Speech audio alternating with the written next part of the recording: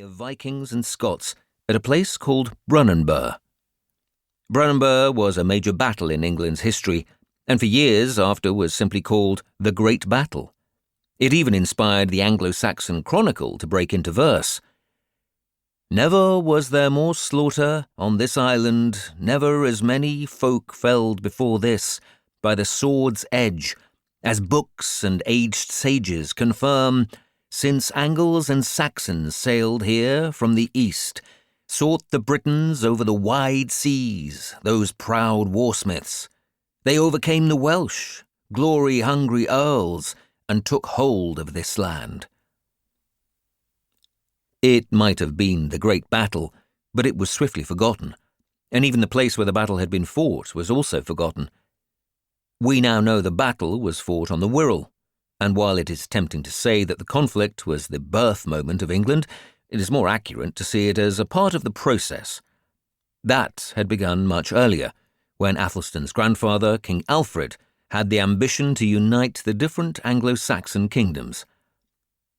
By Alfred's time, there were 4 kingdoms: Wessex in the south, East Anglia to the east, Mercia in the Midlands, and Northumbria stretching to the Scottish border. 2 of those kingdoms, East Anglia and Northumbria, were under Danish rule. Mercia was under constant pressure from the Danes, and only Wessex was apparently safe under Saxon governance. That changed in 878, when the Danish Vikings invaded Wessex and drove Alfred to the Somerset marshes, where he became a fugitive.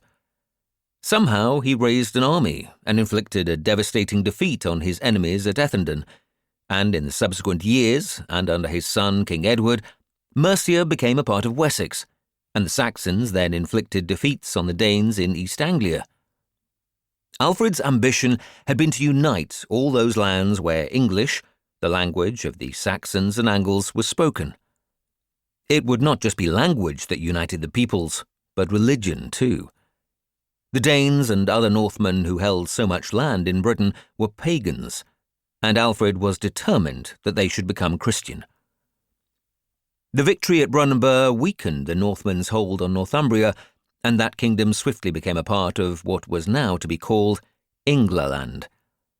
There were to be other fights to seal the conquest, but by the time the Normans, descended from Vikings as their name implies, invaded Englaland, they discovered a united country with a working system of government, taxation and law.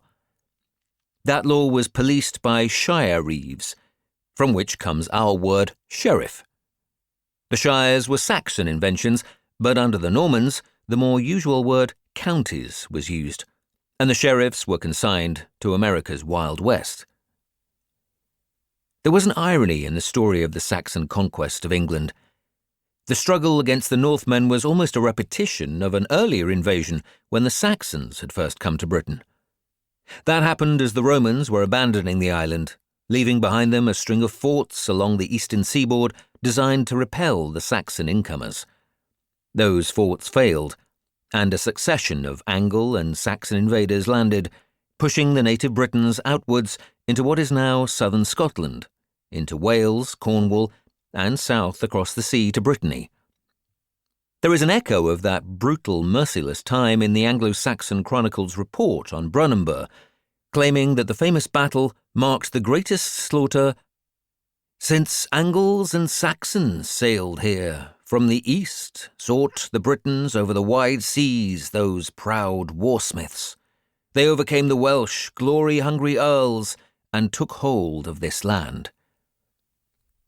That poem, written in 937, also contains an echo of tribal triumph over an ancient enemy, and a celebration of the defeat of a new enemy, who had first been recorded in the Anglo-Saxon Chronicle in the year 787. In that year, 3 ships arrived on the coast of Wessex. Then the reeve rode there and wanted to compel them to go to the king's town because he did not know what they were, and then they killed him.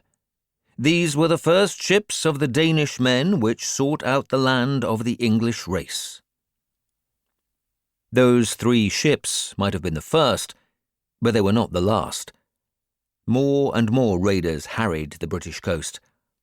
The most shocking of these raids occurred in 793, when the Northmen